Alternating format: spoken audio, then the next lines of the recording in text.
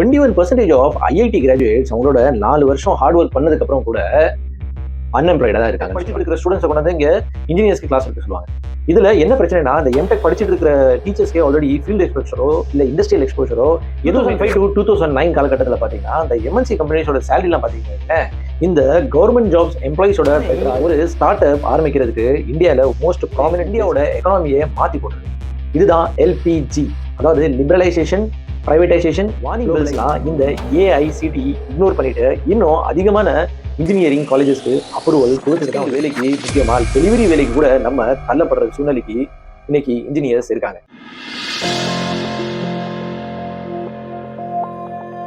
அனைவருக்கும் வணக்கம். 15 lakhs engineers ஒரு வருஷத்துக்கு இந்தியா ப்ரொடியூஸ் பண்ணுது. ஆமாங்க, 15 லட்சம் இன்ஜினியர்ஸ் கிட்ட ஒரு வருஷத்துக்கு டிகிரி வாங்கிட்டு பாஸ் அவுட் ஆகி வெளியில வராங்க. Aspiring minds national employability report என்ன சொல்லுதுன்னா, 80% ஆஃப் த இன்ஜினியர்ஸ் இங்க அன்எம்ப்ளாய்டா இருக்காங்கன்னு சொல்றாங்க. அது மட்டும் இல்ல, இந்த 80% ஆஃப் இன்ஜினியர்ஸ் இன்னைக்கு இருக்கிற இண்டஸ்ட்ரியல் ஸ்டாண்டர்ட்ஸ்க்கு சூட்டபிளாவே இல்லைன்னு சொல்றாங்க. வாங்க, ஏன் இவ்வளவு இன்ஜினியர்ஸ் அன்எம்ப்ளாய்டா இருக்காங்க? நீங்க இப்பதான் உங்க கெரியரை ஸ்டார்ட் பண்றீங்கன்னா, அதாவது 2027-30 நீங்க ஒரு நல்ல வேலை வாய்ப்பை தேட போறீங்கன்னா என்ன மாதிரி ஸ்கில் செட்ஸ் நீங்க வளர்த்துக்கணும், இந்த 80% ட்ராப்ல மாட்டாம இருக்கிறதுன்னு இன்னைக்கு வீடியோல பார்க்கலாம்.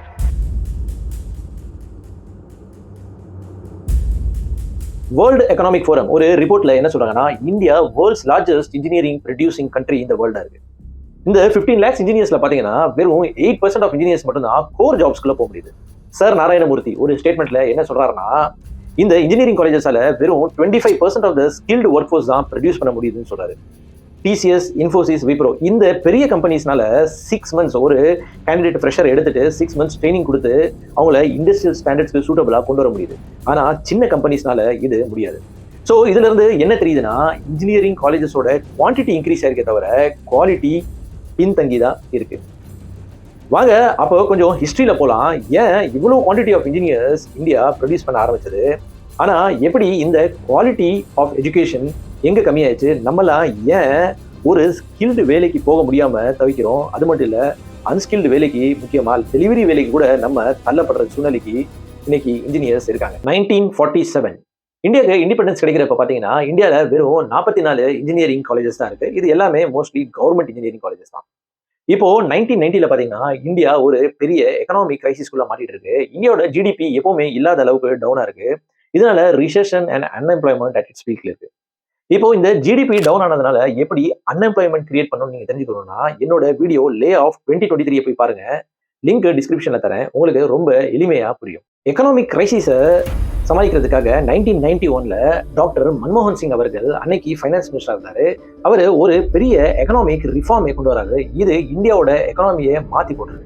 இதுதான் எல்பிஜி, அதாவது லிபரலைசேஷன், பிரைவேடைசேஷன், குளோபலைசேஷன். இந்தியா தனது பொருளாதாரத்தின் கதவுகளை திறக்க முடிவு செய்தது. தனியார் நிறுவனங்கள் மீதான தனது கட்டுப்பாட்டை விலக்கிக் கொள்வதன் மூலம் வெளிநாட்டு நிறுவனங்கள் உள்ளே வருவதற்கு இந்தியா வழி அமைத்தது. 1991 ஆண்டு ஜூலை 24 அப்போதைய நிதியமைச்சர் மன்மோகன் சிங் பட்ஜெட் தாக்கல் செய்து பொருளாதார சீர்திருத்தங்களை அறிவித்தார். ஒரு யோசனை நிறைவேற்றுவதற்கான நேரம் வந்துவிட்டால் அதை உலகின் எந்த சக்தியாலும் தடுத்து நிறுத்த முடியாது என்று பட்ஜெட் உரையில் அவர் அறிவித்தார். வாங்க இப்போ இந்த லிபரலைசேஷன், பிரைவேடைசேஷன் அண்ட் குளோபலைசேஷன் என்னன்னு பார்த்தலாம். அப்பதான் மீதி இருக்கிற ஸ்டோரி உங்களுக்கு இன்னும் சுலபம். இப்போ 1991க்கு முன்னால பாத்தீங்கன்னா பிசினஸ்க்கு நிறைய தடைகள் இருந்தது, ரெஸ்ட்ரிக்ஷன்ஸ் இருந்தது. இந்த ரெஸ்ட்ரிக்ஷன்ஸ் எல்லாம் பாத்தீங்கன்னா கவர்மெண்ட் நீக்கிடுறாங்க. நீக்கினதுனால இந்த பிரைவேட் பிளேயர்ஸ்னால ஈஸியா இம்போர்ட் எக்ஸ்போர்ட் பண்ண முடியுது. அது மட்டும் இல்ல, குட்ஸ் மூவ்மெண்ட் இதனால ஈஸியா நடக்குது. இதுக்காக பொருளுக்கான பிரைஸ்மே பிரைவேட் கம்பெனிஸால பிக்ஸ் பண்ண முடியுது. இதுதான் லிபரலைசேஷன், பிரைவேடைசேஷன். இதுதான் நம்ம கதைக்கு ரொம்ப முக்கியமானது. இங்க பப்ளிக் செக்டரை டேக் ஓவர் பண்றதுக்கு பிரைவேட் செக்டர்ஸ்க்கு ஒரு ஆப்பர்ச்சுனிட்டி கொடுக்கப்படுது. அது மட்டும் இல்ல, இந்த 1991க்கு முன்னால பாத்தீங்கன்னா இந்த இன்ஸ்டிடியூஷன், காலேஜஸ் எல்லாமே கவர்மெண்டால நடத்தப்பட்டு இருந்தது. இப்போ பிரைவேட் செக்டர்ஸ்மே இதுல ஆப்ரேட் பண்ணலாம்னு சொல்லிட்டு, நீங்களும் காலேஜஸ் ஓபன் பண்ணலாம்னு சொல்லிட்டு ஒரு ஃப்ரீடம் இங்க கொடுக்குறாங்க. குளோபலைசேஷன் படி வெளிநாட்டு கம்பெனிஸ்லாம் இந்தியாவில் இருக்கிற கம்பெனிஸ் மேல ஈஸியா தன்னோட முதலீடு பண்றதுக்கான ஆப்பர்ச்சுனிட்டியும் இங்க கிரியேட் பண்ணி கொடுக்கப்படுது. இப்போ இந்த 1991 லிபரலைசேஷன், பிரைவேடைசேஷன் அண்ட் குளோபலைசேஷன் அப்புறம் பாத்தீங்கன்னா அடுத்த 5 வருஷத்துல இந்தியால 355 இன்ஜினியரிங் காலேஜஸ் வந்தது. 2005 to 2009 காலகட்டத்தில் பாத்தீங்கன்னா இந்த எம்என்சி கம்பெனிஸோட சேலரி எல்லாம் பாத்தீங்கன்னா இந்த கவர்மெண்ட் ஜாப்ஸ் எம்ப்ளாயிஸோட பெட்டரா இருந்தது. இதனால பேரண்ட்ஸ் என்ன நினைச்சாங்கன்னா, அவங்களோட குழந்தைங்களை எப்படியாவது ஒரு இன்ஜினியரிங் காலேஜை சேர்த்துடணும், எப்படியாவது ஒரு சீட்டு வாங்கிடணும்னு பார்த்தாங்க. இப்போ இதை ஒரு பிசினஸ் ஆப்பர்ச்சுனிட்டியை பார்த்த பொலிட்டிக்கல் பார்ட்டிஸ், அதாவது இன்னைக்கு மோஸ்ட் ஆஃப் த காலேஜஸ் பார்த்தீங்கன்னா ஒரு பொலிட்டிக்கல் பேக்ரவுண்டோட தான் இருக்கும் இல்லையா. ஸோ இது ஒரு பிசினஸ் ஆப்பர்ச்சுனிட்டியை பார்த்த பொலிட்டிக்கல் பார்ட்டிஸ் அங்கங்க ஒரு ரியல் எஸ்டேட் மாதிரி அங்கங்க ஒரு இன்ஜினியரிங் காலேஜஸ் ஓப்பன் பண்ண ஆரம்பிச்சிடுறாங்க. இது அவங்களுக்கு ரொம்ப சுலபமாகவும் இருந்தது. ஏன்னா இவங்க ஆல்ரெடி பவர்ல இருக்கிறதுனால இந்த காலேஜஸ் ஓப்பன் பண்ணணும்னா இதுக்கு அப்ரூவல் கொடுக்கறது AICTE, all India council of technical education. 2009 காலகட்டத்தில் பார்த்தீங்கன்னா இந்தியாவில் பார்த்தீங்கன்னா 2000க்கு மேல இன்ஜினியரிங் காலேஜஸ் வந்திருந்தது. அதாவது வெறும் 10 வருஷத்துல 6 மடங்கு மேல இன்ஜினியரிங் காலேஜஸ் இங்க வந்துருச்சு. இப்போ இந்த 2000 காலேஜஸ்ல பார்த்தீங்கன்னா 90% காலேஜஸ் எல்லாமே பிரைவேட்லி ஓன்ட் இன்ஜினியரிங் காலேஜஸ், வெறும் 10% மட்டும் தான் கவர்மெண்ட் காலேஜஸா இருந்தது. 2003ல UR ராவ் கமிட்டியில ஒரு ரிப்போர்ட் ஒன்று சப்மிட் பண்றாங்க. அதுல என்ன சொல்றாங்கன்னா, இங்க குவான்டிட்டி மேல தான் ஃபோக்கஸ் அதிகமா இருக்கே தவிர quality and standard of engineers இங்க கம்மி ஆயிட்டாங்கன்னு சொல்லிட்டு ஒரு வார்னிங் பெல் ஒன்று கொடுக்குறாங்க. ஆனா இந்த வார்னிங் பெல்ஸ்லாம் இந்த AICTE இக்னோர் பண்ணிட்டு இன்னும் அதிகமான இன்ஜினியரிங் காலேஜஸ்க்கு அப்ரூவல் கொடுத்துட்டு தான் வந்துட்டு இருக்காங்க. 2023 இந்தியாவில் பார்த்தீங்கன்னா 4000க்கு மேல இன்ஜினியரிங் காலேஜஸ் இருக்கு. இதுல நான் ஆரம்பத்தில் சொன்ன மாதிரி 90% காலேஜஸ் இன்னுமே பிரைவேட்லி ஓன்டு இன்ஜினியரிங் காலேஜஸ் தான். தமிழ்நாட்டில் எடுத்துக்கிட்டீங்கன்னா 727 இன்ஜினியரிங் காலேஜஸ் இருக்குது. இதுல 3,34,200 சீட்ஸோட இருக்கு. இப்போ நான் சொல்லியிருந்தேன் இல்லையா 90% காலேஜஸ் பிரைவேட்லி ஒன்று. எப்படின்னு பார்த்தா நம்ம ஒரு டாப் 100 காலேஜ் லிஸ்ட் எடுத்தோம்னு வைங்களேன், இதுல அதிகமான காலேஜஸ் வந்துட்டு பிரைவேட் காலேஜஸாக தானே இருக்கணும். அதுதாங்க இல்லை. 90% ஆஃப் இன்ஜினியரிங் காலேஜஸ்ல, அதாவது பிரைவேட்லி ஓன் இன்ஜினியரிங் காலேஜஸ்ல வெறும் 14% தான் வந்துட்டு டாப் 100 லிஸ்ட்லயே வர முடிஞ்சிருக்கு. அப்படின்னு பார்த்தா அந்த அளவுக்கு குவாலிட்டியில இந்த பிரைவேட் காலேஜஸ் பின்தங்கி இருக்காங்க. வாங்க எந்த ஏரியாஸ்ல இந்த பிரைவேட் காலேஜஸ்லாம் பின்தங்கி இருக்காங்க, அவங்களால ஒரு குவாலிட்டியான இன்ஜினியர்ஸ் ப்ரொடியூஸ் பண்ண முடியலன்னு இப்போ பார்க்கலாம். Lack of internship and practicals. இப்போ நம்ம இன்ஜினியரிங் காலேஜஸ்ல படிக்கிறப்ப நம்ம நிறைய தியரிட்டிக்கலா தான் படிப்போம், புக்ஸ்ல தான் படிப்போமே தவிர அந்த விஷயத்த நம்ம நேர்ல பார்த்ததே கிடையாது. இப்போ ஒரு விஷயத்த நேர்ல பாக்குறப்பதான் நம்ம படிச்சதுக்கும் அதுக்கும் ரிலேட் பண்ணிக்கிற முடியும் இல்லையா. இதுவே நீங்க ஒரு டாக்டர்ஸ் எடுத்துக்கீங்களேன், அவங்களோட யூனிவர்சிட்டி எங்க அமைஞ்சிருக்கோம்னா மோஸ்ட்லி ஒரு ஹாஸ்பிட்டல்ஸ்ல தான் அமைஞ்சிருக்கும். ஸோ இவங்க படிச்சுக்கிட்டே ப்ராக்டிஸ் பண்ணிட்டே வருவாங்க. ஸோ இவங்களுக்கு அந்த பேஷண்ட்டை நாளைக்கு ஒரு டாக்டரா படிப்பு முடிஞ்சோடனே ஒரு பேஷண்ட்டை இவங்க பார்க்குற அளவுக்கு எக்ஸ்போஷர் ஆயிருப்பாங்க. இதே இன்ஜினியரிங் காலேஜஸ்ல பார்த்தீங்கன்னா நம்ம ஃபுல்லாக அங்கே தியரியாவே படிச்சு நாளைக்கு ஒரு இண்டஸ்ட்ரியில போயிட்டு நம்ம ஒர்க் பண்ணோம்னா அந்த விஷயத்த நம்ம படிச்சிருப்போமே தவிர அங்கே நேரில் பார்த்ததே இல்லை. ஸோ அங்கே நம்மளுக்கு பார்க்கறதுக்கு அது புதுசாக இருக்கும். ஸோ நான் என்ன பிலீவ் பண்ணேன்னா, நம்ம லாஸ்ட் இயர் இந்த ஃபைனல் இயர்ல நம்ம எல்லா காலேஜஸ்க்கும் இந்த ஸ்டூடெண்ட்ஸ்க்கு இன்டர்ன்ஷிப் கொடுக்கணும். அதாவது பெய்டு இன்டர்ன்ஷிப்போ அன்பெய்டு இன்டர்ன்ஷிப்போ அது பிரச்சனை இல்லை, ஒரு இன்டர்ன்ஷிப் மாதிரி கொடுத்துட்டு அவங்கள ஒரு வருஷம் ஃபுல்லாவே அங்கே ஒர்க் பண்ண வைக்கணும்.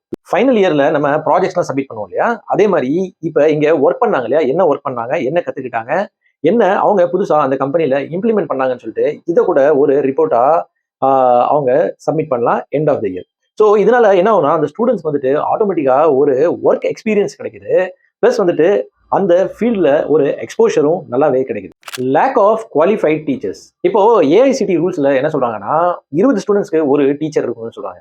So most of the colleges கண்டிப்பாக இது ஃபாலோ பண்ணுறது கிடையாது. ஸோ இது கூட பிரச்சனை இல்லைங்க. இப்போ நம்ம காலேஜஸ்ல என்ன பண்றாங்கன்னா, மோஸ்ட்லி இந்த எம்டெக் படிச்சுட்டு இருக்காங்களே, இப்போ BE முடிச்சு ME எம்டெக் அதே காலேஜில் படிச்சுட்டு இருப்பாங்க. இந்த எம்டெக் படிச்சுட்டு இருக்கிற ஸ்டூடெண்ட்ஸை கொண்டு வந்து இங்கே இன்ஜினியர்ஸ்க்கு கிளாஸ் எடுக்க சொல்லுவாங்க. இதுல என்ன பிரச்சனைனா, இந்த எம்டெக் படிச்சுட்டு இருக்கிற டீச்சர்ஸ்க்கே ஆல்ரெடி ஃபீல்டு எக்ஸ்போஷரோ இல்ல இண்டஸ்ட்ரியல் எக்ஸ்போஷரோ எதுவுமே கிடையாது. இவங்க ஸ்டூடெண்ட்ஸ்க்கு பாடம் எடுக்கிறப்ப கண்டிப்பா இதை ரிலேட் பண்ணி எடுக்கவே முடியாது. ஸோ இதனாலவே இண்டஸ்ட்ரீஸ் நம்ம படிக்கிறதுக்கும் இங்க நம்ம வந்து அப்புறம் பிற்காலத்துல வேலை செய்யறதுக்குமே ரொம்ப வித்தியாசம் ஏற்படுது. ஸோ இதுக்கு நான் என்ன சொல்யூஷன் சொல்றேன்னா, அட்லீஸ்ட் வாரத்துக்கு ஒரு தடவை ஒரு செமினார் கண்டக்ட் பண்ணணும். ஃபார் எக்ஸாம்பிள் ஒரு சப்ஜெக்ட் கோடிங் ஒரு சப்ஜெக்ட் எடுத்துக்கிட்டீங்கன்னா அந்த கோடிங்ல ஆல்ரெடி ஒரு 5 வருஷம் 6 வருஷம் வேலை செஞ்சவங்கள கொண்டு வந்து ஒரு செமினார் மணி பே பண்ணி எடுக்க வைக்கலாம். ஸோ தட் ஸ்டூடெண்ட்ஸ் ரியல் லைஃப்ல இண்டஸ்ட்ரீஸ்ல என்ன நடக்குதுன்னு ரொம்ப ஈஸியா ரிலேட் பண்ணிக்கிற முடியும். Outdated syllabus. Indian scientist CN Rao என்ன சொல்றாருன்னா, 90% ஆஃப் த இந்தியன் கரிக்குலம் பாத்தீங்கன்னா அவுடேட்டடா இருக்கு. அது இன்னைக்கு இருக்கிற மார்க்கெட் கண்டிஷனுக்கு சூட்டபிளாவே இல்லைன்னு சொல்றாங்க. ஸோ இன்னைக்கு பாத்தீங்கன்னா ஆர்டிஃபிஷியல் இன்டெலிஜென்ஸ், மெஷின் லேர்னிங் இது மாதிரி நிறைய டெக்னாலஜி அப்கிரேடேஷன் இண்டஸ்ட்ரீஸ் நடந்துட்டு இருக்கு. பட் இந்த அப்கிரேடேஷன்லாம் நம்ம புக்ஸ்ல கேப்சர் ஆயிருக்கான்னு கேட்டா கண்டிப்பா இருக்காது. நம்ம ஒரு 10 வருஷம் பின்தங்கி தான் நம்ம அந்த புக்ஸை படிச்சுட்டு இருக்கோம்.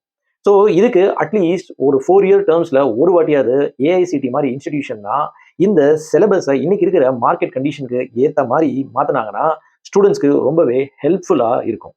Lakh of communication and social skills. இது காலேஜ் டிகிரிங்கிறது ஜஸ்ட் ஒரு டிகிரி மட்டும் இல்லைங்க. இது 4 வருஷத்துல நம்மளோட திறமையை மெய்ப்படுத்திக்கிறதுக்கான ஒரு இடம் தான் அந்த காலேஜ் டிகிரி. ஸோ இதுக்கு இந்த கம்யூனிகேஷன் அண்ட் சோஷியல் ஸ்கில்ஸ் ரொம்பவே முக்கியமானது. மோஸ்ட் ஆஃப் த ஸ்டூடெண்ட்ஸ் இப்போ நாங்களாம் காலேஜ் விட்டு வெளியில் வர பார்த்தீங்கன்னா ரொம்ப நிறைய ஸ்டூடெண்ட்ஸ் இன்ட்ரோவர்ட்டாக தான் இருப்போம். ஒரு இன்டர்வியூ அட்டன் பண்ணணும்னா பயப்படுவோம்.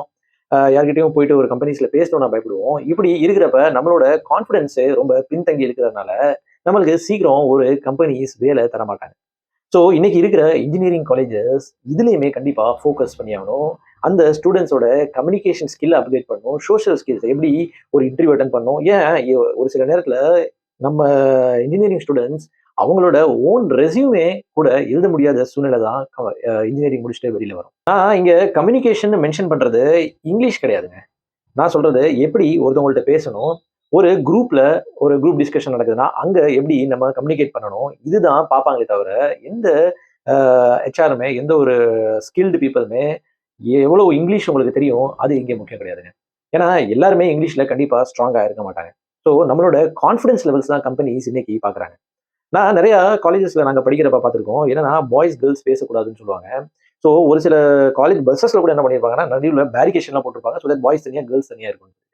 ஸோ இது நாளைக்கு அவங்க ஒரு கார்பரேட் கல்ச்சருக்குள்ளே போகிறப்ப ஒரு டீமில் ஒர்க் பண்ணுறப்ப 2 பேர் இருப்பாங்க.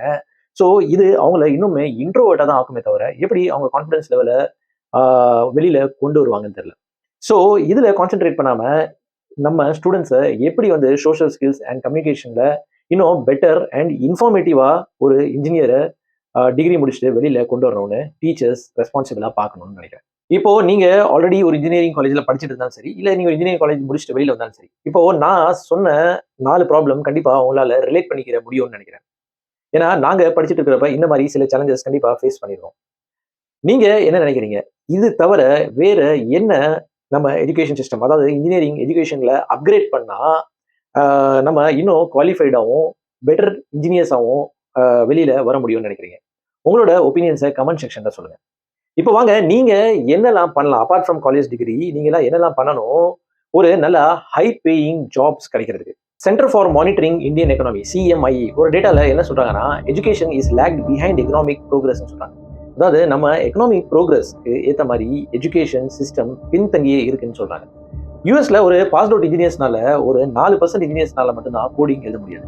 இதுவே ஒரு இந்தியாவில் பார்த்தீங்கன்னா 37.7% பாஸ்ட் அவுட் இன்ஜினியர்ஸ்னால உடனே கோடிங் எழுத முடியாதுன்றாங்க. இந்தியாவில் இப்போ ஐடி பூம் ஸ்லோவா முடிவுக்கு வந்துட்டு இருக்கு. இதுக்கு முக்கியமான காரணம் ஆர்டிஃபிஷியல் இன்டெலிஜென்ஸோட மிக வேகமான ஒரு வளர்ச்சி. நீங்க என்னோட video the danger of artificial intelligence போய் பாருங்க, உங்களுக்கு ரொம்பவே சுலபமாக புரியும் எப்படி இந்த ஆர்டிஃபிஷியல் இன்டெலிஜென்ஸ் 14 மில்லியன் ஜாப்ஸ் கிட்ட 2027-30 வேனிஷ் பண்ண போகுது, அதாவது காணாம பண்ண போகுதுன்னு புரியும். இந்தியாவில் 5% ஆஃப் இன்ஜினியர்ஸ் பார்த்தீங்கன்னா அந்த top institute like IITs, NITs, பிட்ஸ்பிலானிலிருந்து வராங்க. இவங்க எப்படியுமே ஒரு டீசென்டான ஒரு வேலைக்கு உள்ள போயிடுவாங்க. பட் இந்த பிரைவேட் காலேஜஸ்ல படிச்சுட்டு வெளியில வர்றப்பதான் நம்ம வேலைக்கு ரொம்பவே சிரமப்படுறோம். 2027-30 பார்த்தீங்கன்னா உங்களோட டிகிரி ஒரு கேட் என்ட்ரிக்கு உதவுமே தவிர இதை வச்சு நீங்க ஒரு நல்ல ஹை பேயிங் ஜாப்ஸா மாற்றணும்னா கண்டிப்பா முடியாது. இது உங்களோட ஸ்கில் செட் அண்ட் தனிப்பட்ட திறமையால மட்டும்தான் பண்ண முடியும். இப்போ கம்பெனிஸ் லைக் ஃபேஸ்புக், மெட்டா, கூகுள்லாம் பார்த்தீங்கன்னா அவங்க கிட்ட 10-15 வருஷம் வேலை செஞ்ச எம்ப்ளாயிஸையே லே ஆஃப் பண்ண ஆரம்பிச்சிட்டாங்க. என்ன ரீசன்னா அவங்க இன்னைக்கு இருக்கிற டெக்னாலஜிக்கு ஏற்ற மாதிரி அவங்கள அப்கிரேட் பண்ணிக்கிறவே இல்லை. கம்பெனிஸ் இன்னைக்கு உங்களுக்கு ஒரு 100 ரூபா கொடுத்தா எப்படி அவங்க அதை வச்சு ஒரு 1000 ரூபா சம்பாதிக்க முடியும்னு பார்க்குறாங்க. ஸோ இன்னைக்கு வரப்போகிற டெக்னாலஜி படி பார்த்தீங்கன்னா உங்களோட இமோஷனல் கோஷன் ரொம்பவே நல்லா இருக்கணும். அதாவது ஒரு காலகட்டத்தில் இன்னைக்கெல்லாம் பார்த்தீங்கன்னா இன்டெலிஜென்ஸ் கோஷன் இதெல்லாம் ஆல்ரெடி ஆர்டிஃபிஷியல் இன்டெலிஜென்ஸ் மாதிரி அட்வான்ஸ் சாஃப்ட்வேர்ஸ், மேத்தமெட்டிக்கல் கால்குலேஷன்ஸ் இது எல்லாமே பண்ண ஆரம்பிச்சிச்சு. நம்மளுக்கு தேவை இமோஷனல் கோஷன், அதாவது எப்படி பீப்புள் மேனேஜ் பண்ணுறது, எப்படி கரெக்டாக கம்யூனிகேட் பண்ணுறது, எப்படி இந்த ஆர்டிஃபிஷியல் இன்டெலிஜென்ஸ் மாதிரி சாஃப்ட்வேருக்கு டாஸ்க் அசைன்மெண்ட் பண்ணுறது, எப்படி ஒரு ப்ராப்ளம்க்கு சொல்யூஷன் கொடுக்குறது, இந்த மாதிரி ஸ்கில்ஸ்லாம் நீங்கள் கண்டிப்பாக அக்வயர் பண்ணி ஆகணும். அப்போதான் வரப்போகிற காலத்தில் நீங்கள் ஸ்கேன் பண்ண முடியும்னு சொல்கிறேன். நாஸ்டாக், அதாவது இந்தியாவுக்கு நிஃப்டி 50 இருக்கு இல்லையா, அதே மாதிரி யூஎஸ்க்கு பார்த்தீங்கன்னா நாஸ்டாக். இதில் டாப் 50 கம்பெனிஸ் பார்த்தீங்கன்னா 2030 மினிமம் 10 to 20 கம்பெனியாவது ஆர்டிஃபிஷியல் இன்டெலிஜென்ஸ் பேஸ்ட் கம்பெனிஸ் இந்த நாஸ்டாக்ல வந்துரும்னு ஒரு ரிப்போர்ட்ல சொல்றாங்க. இன்னொரு ஷாக்கிங் ரிப்போர்ட் உங்ககிட்ட ஷேர் பண்றேன்.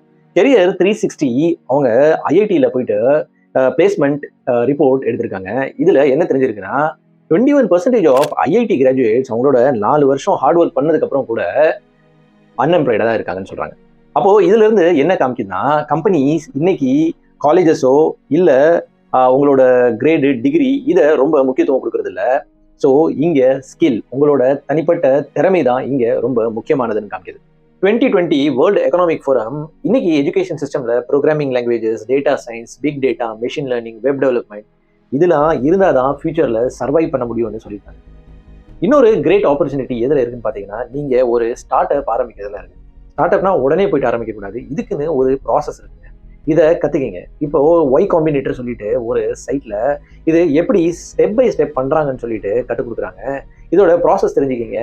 இதில் ஆண்டர்ப்ரனர்ஷிப்னா என்னென்ன இதில் என்ன பண்ணணும் நம்ம, லைக் இதில் இன்குபேட்டர்ஸ்னா என்ன, ஆக்சிலேட்டர்ஸ்னா என்ன, வெஞ்சர் கேபிட்டலிஸ்ட்னா எப்போ வருவாங்க ஒரு கம்பெனிக்கு, நம்ம ஒரு ஸ்டார்ட் அப் ஆரம்பிக்கிறதுக்கு என்ன பண்ணணும். இந்தியா 3.2 ட்ரில்லியன் எக்கானமியா இப்போ இருக்குது. இப்போ IMF 2026-27 5 ட்ரில்லியன் எக்கனாமியா இந்தியா மாறும்னு சொல்றாங்க. இது எப்போ ஆகும்னா, உங்களை மாதிரி யங் இன்ஜினியர்ஸ் ஒரு ஸ்டார்ட் அப்பை நோக்கி சிந்திக்க ஆரம்பிச்சீங்கன்னா கண்டிப்பா இந்தியா ப்ரோக்ரஸ் ஆகும்னு நான் நம்புறேன். சென்னை ஒரு ஸ்டார்ட் அப் ஆரம்பிக்கிறதுக்கு இந்தியாவில் மோஸ்ட் ப்ராமினன்ட் பிளேஸ்ன்னு சொல்லலாம்.